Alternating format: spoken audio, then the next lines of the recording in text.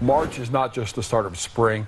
It's also a month dedicated to raising awareness to a disorder that really does affect millions of people. Joining us in the studio now is Dr. Susan Evans with the Neurology Department at New Hanover Regional Medical Center. Doctor, thank you for being here this morning. Thank you very much for having me here. Let's just break it down in its most simple form. MS is what?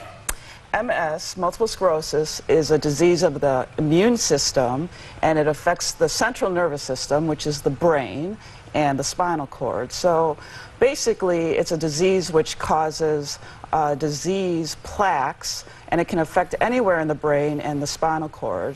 And thus, wherever it attacks, then you can have symptoms. A fair amount of people have symptoms behind the eye, optic neuritis, so they can have vision loss, but it can really attack anywhere in the brain and the spinal cord. And it attacks people differently, so you really can't put people under an umbrella about, oh, that's a symptom. It's very tough in that way. It really is, and a lot of people will go misdiagnosed or undiagnosed for years, and then once the diagnosis is made, then they can kind of track back and figure out, oh, geez, I had symptoms for a long time. And this is a disease that once you have MS, you live with MS. Correct.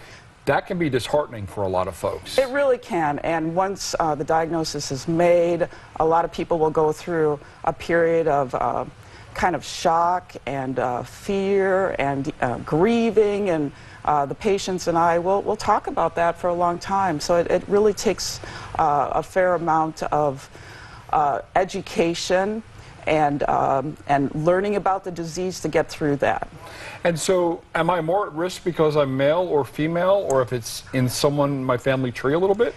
So, women get the disease more than men. If you do have a direct family member, so if you have a sister or a parent, then you're at a little bit more risk, but not a tremendous amount of risk. And what about age factors? So people who are in their 20s through 40s, they are the ones that we diagnose more often, but teenagers can get it. People who are in their 60s, 70s can be diagnosed. So it's not that 20 through 40s and that's the age limit. Sometimes people are misinformed. They think that there's a certain age that you can't be diagnosed. That's incorrect. The best advice, know your own body. Correct. And to be able to take those symptoms and tell the doctor that you may have a problem. That's absolutely correct. People know their own bodies. If they think that there's something that's not right, they should go to their healthcare provider. Doctor, thank you very much. You're so welcome. Thank you. We're back right after.